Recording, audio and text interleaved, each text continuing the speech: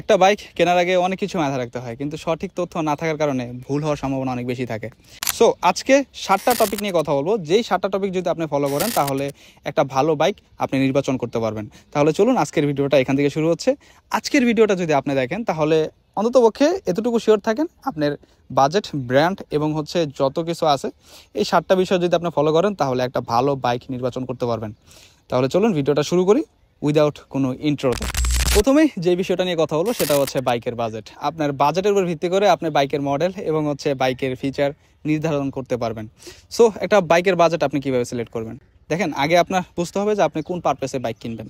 দেখা যাচ্ছে অনেকে শখে কিনে, অনেকে স্পোর্টস বাইক কিনে, অনেকে নেকেট কিনে, আবার কেউ আছে 80cc 200cc বাইকের কাছে ওই সব বাজেট রাখে।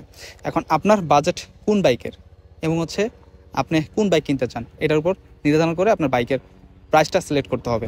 আমি যখন এই বাইকটা কিনি, আমার যখন বাজেট সিলেক্ট করা হয়ে গেছে তখন আমি বাইকের মডেল সিলেক্ট করা শুরু করি বিভিন্ন ব্র্যান্ডের, যেমন ইয়ামাহা ইজেডএস, তারপর টিভিএস V4, তারপরে জিক্সার মনোটোন ছিল, তারপরে এটা।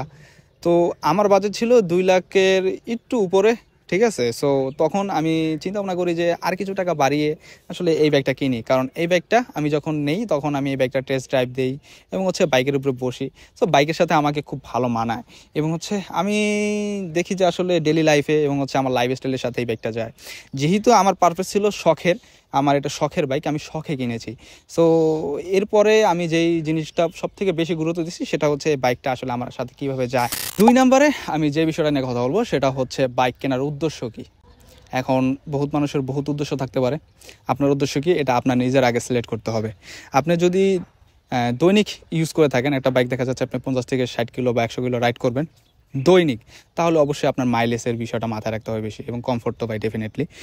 আর যদি আপনি বাইকটা শখে কিনে থাকেন, যেমন ট্যুরে যাচ্ছেন বা নিজের প্রয়োজনে এমনি ঘোরাফেরার জন্য ইউজ করতেছেন, তখন আমি বলবো যে পারফরমেন্সের প্রতি বেশি ফোকাস দেওয়া উচিত। এবং বাইকের ডিজাইন তো ভাই অবভিয়াসলি যেহেতু শখে কিনতেছেন ওটা ভাই ডেফিনেটলি ভালো হতে হবে। 3 নম্বরে যে বিষয়টা নিয়ে কথা বলবো সেটা বাইকের রিসেল ভ্যালু। রিসেল ভ্যালুর কথা ভাই অবশ্যই মাথায় রাখতে হবে, কারণ ভালো ব্র্যান্ডের বাইকের রিসেল ভ্যালু সব সময় থাকে। যেমন আমি যদি কিছু ব্র্যান্ডের কথা বলি, ইয়ামাহা আছে, সুজুকি আছে, হন্ডা আছে, হিরো আছে, এদের রিসেল ভ্যালু মোটামুটি ভালো। আপনি দেখা যাচ্ছে একটা বাইক যদি 1 থেকে 1.5 বছর চালান, এরকম যদি ফ্রেশ কন্ডিশন রাখতে পারেন মেনটেনেন্স করে, তাহলে দেখা যাচ্ছে যে ভাই আপনার অত টাকা লস হবে না। যেমন যদি আপনি আদার্স যে চাইনিজ বাইক বা আদার্স যে কম রিসেল ভ্যালু বাইকগুলো আছে ওগুলো যদি কিনেন তাহলে অনেক লস হবে। সো বাইক কেনার সময় রিসেল ভ্যালুটা অবশ্যই মাথায় রাখবেন, সেটা যেই বাইকে হোক না কেন, সেটা হতে পারে নেকেড বাইক বা sports bike. So resale value ভাই অবশ্যই মাথায় রাখবেন, কারণ রিসেল ভ্যালু খুবই ইম্পর্টেন্ট একটা জিনিস। কারণ আপনি একটা বাইক আজীবন কখনোই চালাবেন না, 2 থেকে 3 বছর বা 5 বছর বা 10 বছর ম্যাক্স আপনি চালাবেন। চালানোর পর অবশ্যই বাইকটা সেল দিয়ে আরেকটা বাইক নেবেন, বা অনেকেই আছে শখে বাইক কিনে, দেখা যাচ্ছে 2 বছর, এমনও আছে যে 1 মাস ইউজ করে এরকম বাইক। সো রিসেল ভ্যালু আপনি যদি মাথায় রাখেন তাহলে অন্ততপক্ষে খুব কম লস হবে।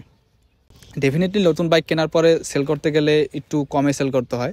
যদি আপনার ভালো ব্র্যান্ডের ভালো রিসেল ভ্যালুর বাইক কিনেন তাহলে সেক্ষেত্রে আপনার অনেক সেফ হবে, এতটুকু বলতে পারি ভাই। 4 নম্বরে যে টপিকটা নিয়ে কথা বলতে বলতে চলে আসছে একদমই গাছের নিচে। যাই হোক, একটু ন্যাচারাল একটা ভাইবের জন্য।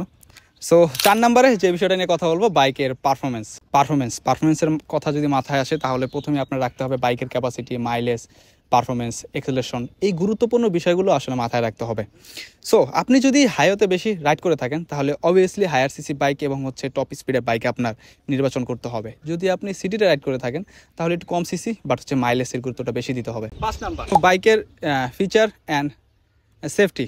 যদি আমি ফিচার নিয়ে কথা বলি, সো এখন বাইকের অনেক রকমের অনেক ফিচার আছে, যেমন আপনার দেখতে হবে ABS আছে কিনা বাইকে, দেন ডিস্ক ব্রেক, LED লাইট, যেমন এখন আছে সাইড স্ট্যান্ড কাটওয়ার সেন্সর, দেন FI ইঞ্জিন, দেন BS কত নাম্বার ইঞ্জিন।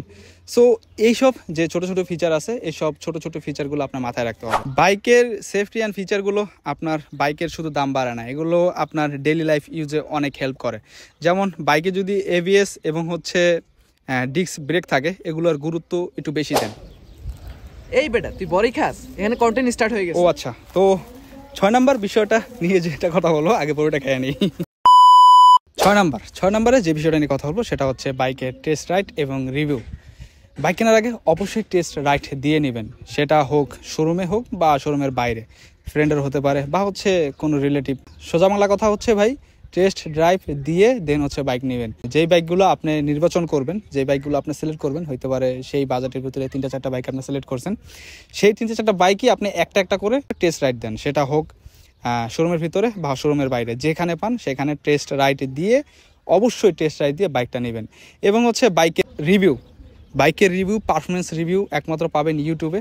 অনেক পারফরমেন্স ইউজার রিভিউ আছে, সেই ইউজার রিভিউগুলো যদি দেখেন তাহলে একটা বাইকের পারফরমেন্স সম্পর্কে ভালো আইডিয়া পাবেন।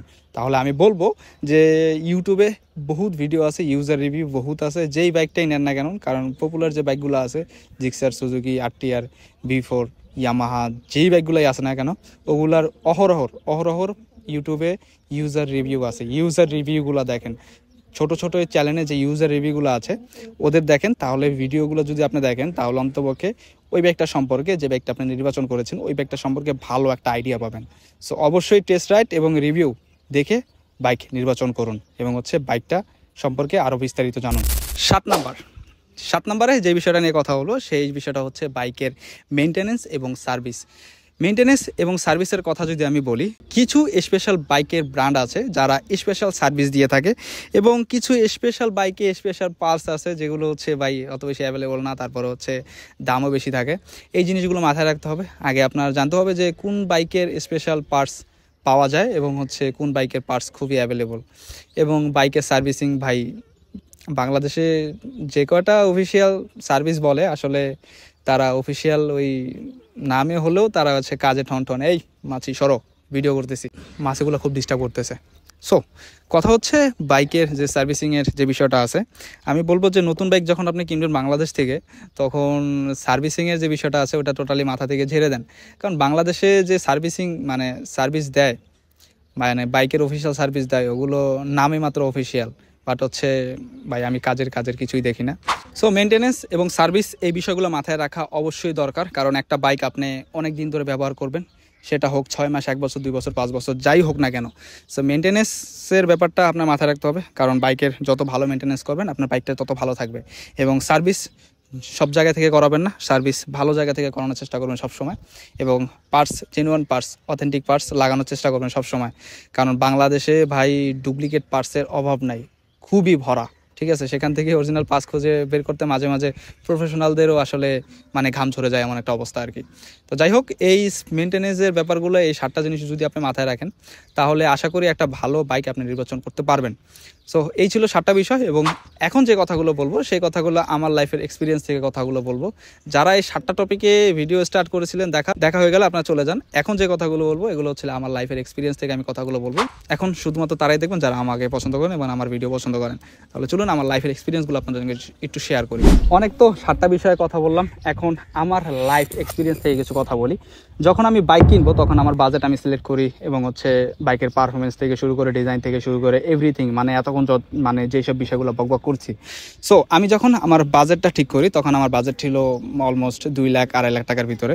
সো প্রথম আমি চিন্তা করি যে আমি ইউজড বাইক কিনবো, সেই ক্ষেত্রে আমার অনেক টাকা সেভ হবে এবং হচ্ছে আমি ওই টাকাটা দিয়ে আমার বাইকের 1 বছরের মেনটেনেন্স আমি করতে পারবো। সো তারপর আমি চিন্তা করলাম যে আমি যেহেতু আমার কাছে বাজেট আছে নতুন বাইক কেনার, তাহলে আমি কেন পুরান বাইক কিনতেছি। তারপর আমি নতুন বাইক সিলেক্ট করি, কিন্তু এখানে একটা গন্ডগোল লেগে যায় ভাই। কারণটা হচ্ছে আমি যখন নতুন বাইক কিনবো তখন অনেক অপশন আমার কাছে থাকে। কারণ আপনি যদি 2 লাখ 2.5 লাখ টাকা বাজেট রাখেন তাহলে আপনার কাছে দেখবেন যে অপশনের শেষ নাই। আমার কাছেও সেম এরকম অনেক অপশন ছিল, যেরকম ছিল ছেলেগা এফজেডএস, V2, V3, দেন হচ্ছে লিগা আরটিআর, V4, দেন হচ্ছে লিগা জিক্সার মনোটোন, জিক্সার এইটা আর কি। তো অনেক অপশন ছিল আমার কাছে। দেন আমি চিন্তা করি যে আসলে আমার লাইফস্টাইলের সাথে কোন বাইকটা যায়। দেন আমি প্রত্যেকটা বাইক একটা একটা করে টেস্ট রাইড দিই। সো আমার কাছে 4Bটা প্রথম ভালো লাগছিল, ওইটার ইনিশিয়াল পাওয়ার এবং হচ্ছে লিগের টর্ক মর্ক সব কিছুই বেটার ছিল। তারপরে যখন আমি এই বাইকটা টেস্ট রাইড দিই তখন এই বাইকটা দেখি আমার সাথে খুব ভালো মানায়, মানে আমার লাইফস্টাইলের সাথে যায় আর কি। সো তখন আমি চিন্তা করি যে না, এই বাইকটা আসলে আমার নেওয়া উচিত। তখন আমি এই বাইকটা নেই। সো এই বাইকটা নেওয়ার রিজন ছিল এটাই যে এই ব্যাগটা আসলে আমার লাইফস্টাইলের সাথে এবং এটার যে লুকস এটা আমার কাছে খুব ভালো লাগছে।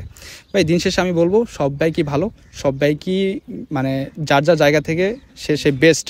বাট হচ্ছে আপনার লাইফস্টাইলের সাথে এবং আপনার ডেলি লাইফে আসলে কোনটা আপনার কাছে মনে হয় যে বেটার, আপনি ওই জিনিসটা সিলেক্ট করেন। কারণ টাকা আপনার, ডিসিশন আপনার, জাস্ট আমরা আপনাকে বলতে পারি যে এই জিনিসগুলো করতে পারেন। সো আজকের ভিডিওটা এই পর্যন্তই ছিল।